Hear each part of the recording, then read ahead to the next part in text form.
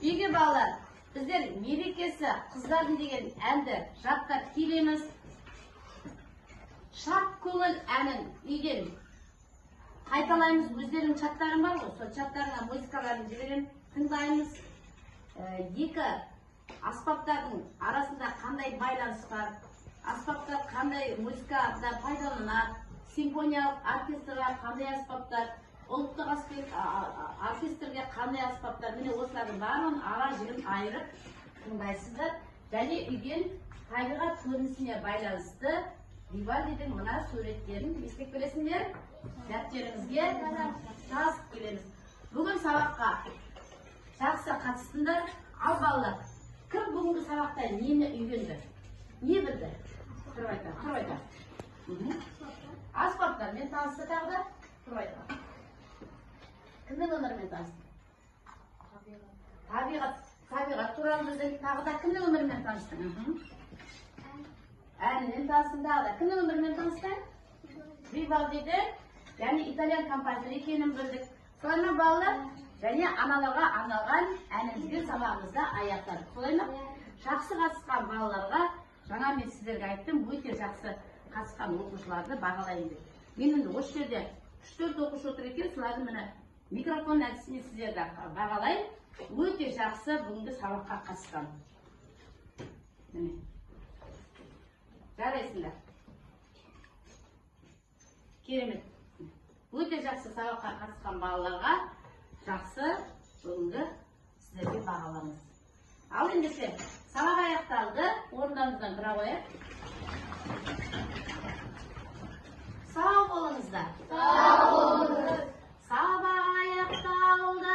Сау болыңыз. Сау болыңыз. Жарайсыздар балалар. Сіздердің барлығыңызды жақсы көремін. Келесі сабаққа жақсы көңіл күймен келеді деп ойлаймын. Сау болыңыздар.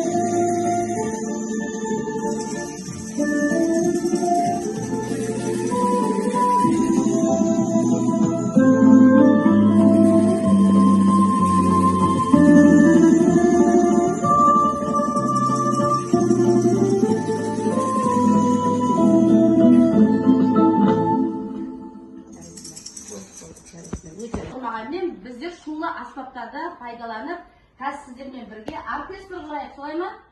Енді бұл оркестрдің қазір сізге аспаптарын тарқатып берейін. Нағатар, ұрмақ аспаптарын бірге. Сіздер қылдымасын. Ойнамағандар қалыңдар. Екінші қатарға. Сіздерге де.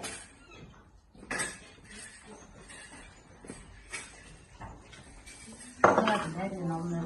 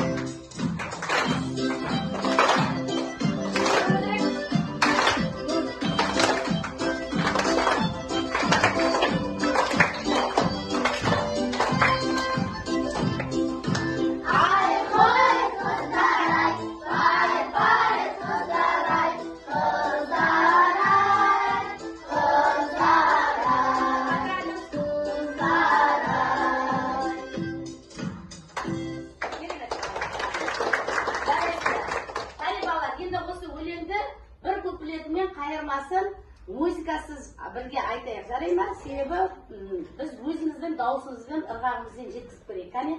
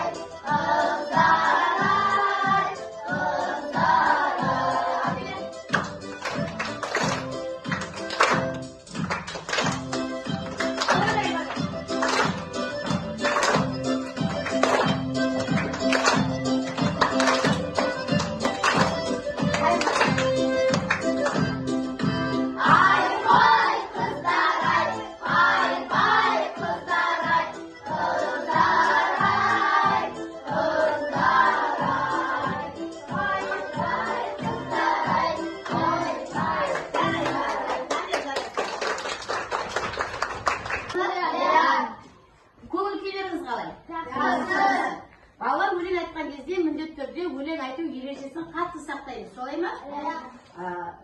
Бойымызды тік ұстаймыз, қолымызды дұрыс ұстаймыз. Енді кішкене шаршаған жастар, қазір сіздермен бірге мен сергіту сәтін өтейін. Алдарыңызда сіздердің міне мынандай нота белгіленген түрлі түсті қоңыраулар алып тұр. Солай ма балалар? Осы қоңырауды барлығымыз ұстау тәсілін былай ұстаймыз. Қазір кез келген уақытта соқпаймыз. Тек қана тақтада сіздерге көрінген ғана мезгілде бірге ойнап көрсетеміз. Жарай ма? Ал қане, дайындап отырыңыздар. Артық дұрыс шығармаймыз. Тек бізге қандай қолымызға қоңырауды сұрап тұр, сол қоңырау бойынша ойнаймыз. Жарай ма? Қолдарын ұстай қойыңдар қоңырауларын. Басқа ешкімге кесел келтірмейміз. Түсінікті, былай ұстаймыз, міне, былай ұстаймыз. Түсінікті ме? Болды, артық соқпаймыз. Суретте қайсысы жан соң қаламыз. Дайындап.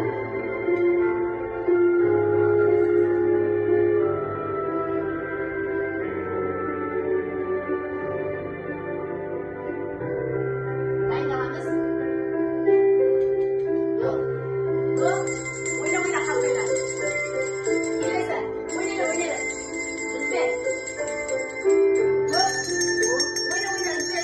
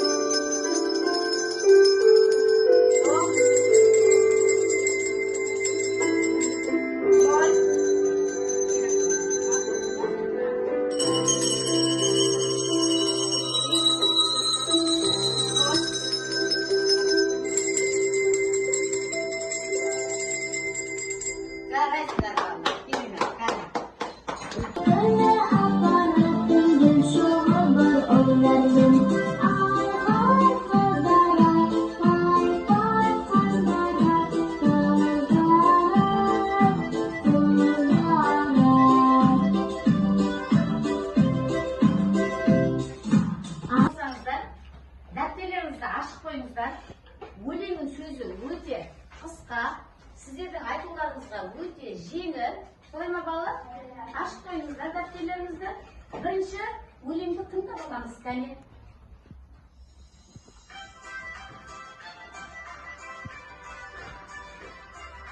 Табиғат құбылыстары.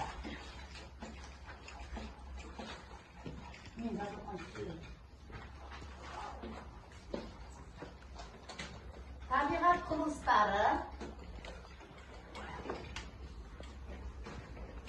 Табиғат құбылыстары. Және музыка сауаты. Антонио Вивальди. Дәптерлерді тезменімен қосып бірге жаза қойыңдар балалар. Жаңа әніміз. Шат көңіл тыңдауға.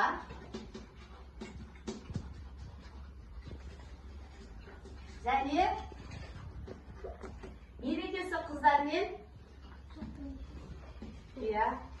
мерекесі қыздардың үйленуге.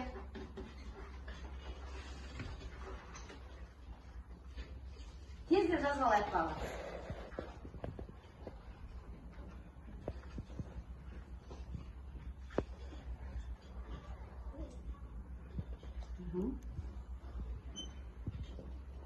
Әдемі жазамыз.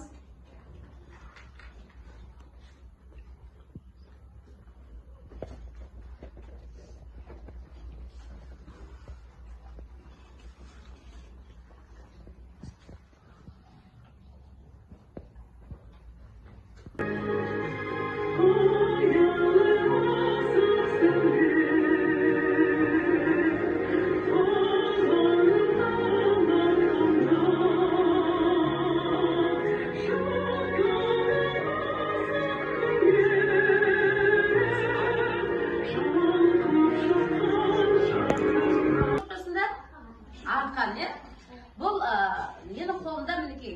Сіздер бұны ағаштың жапырағы деп қабылдаңыздар, және ағаштың бұтағы деп қабылдаңыздар. Жарай ма? Осы бұтақта орналасқан жапырақты ұстап, кім маған бүгінгі осы шат көңілді тыңдадыңдар ғой? Нені байқадыңдар? Нені көрдіңдер? Сол туралы әңгімелесеңші. Келу. Ұста. Қойпайсыздар. Жапырақ ұста. Нені көрдің? Жоқ, нені көрдің? Жапырақ ұста. Не көрдің? Айта ғой. Табиғатты көрдің. Және ән саған ұнады ма? Ұнады, е? Өте жоғарғы дауыстайды. Келу. Айта ғой. Ал, нені көрдің бұның ішінде? Қандай аспаптарды есіме түсірші? Қандай аспаптарды тыңдадың? Қандай аспаптарды тыңдадың? Домбыра тағы, қобыз, көптеген ұлттық аспаптарды.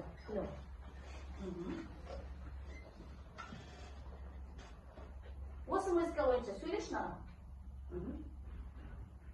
Қандай? Табиғат. Сосын адамдардың айналып билеп жүрген орын дауысын қатты шығара ғой. Кел.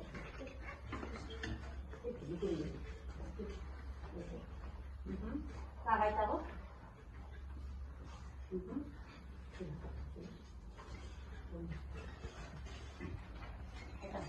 Бұл музыкада нені көрдің? Қаттай. Табиғатта адамдарды билеп жатқанын, гүлдерді, ағаштарды көрдім. Ағаштарды, көз алдарыңыз айта. Қаттай. Мен бұл жерде ағаштарды және гүлдерді, адамдардың бақытты кейпін көрдім. Дұрыс айтасың, өлеңнің өзі шат көңіл деп тұр балалар. Мінекей, керемет. Ал кәне, жарайсыңдар. Өте жақсы жауап берді. Рахмет балалар. Отырау орындарыңызға. Отырау. Ал ендеше балалар, бізге бұл әнді орындау өте қиын. Түсінікті ме? Бірақ біз бұл әнді орында болашақта келе жатқан алда көктемде алғашқы мереке кімнің мерекесі? Аналардың, қыздардың, жалпы әйел адамзатының мерекесі. сондықтан қазір сіздерге мерекесі қыздардың деген әнді таныстырамыз және сол әнді орындаймыз. Қазір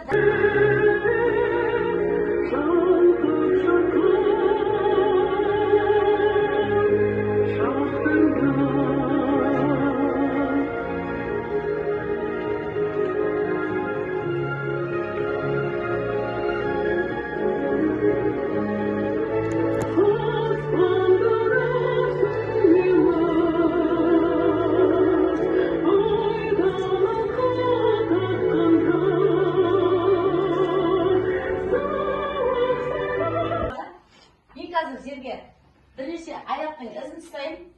Сол із бойынша сіздерге сұрақ қоямын.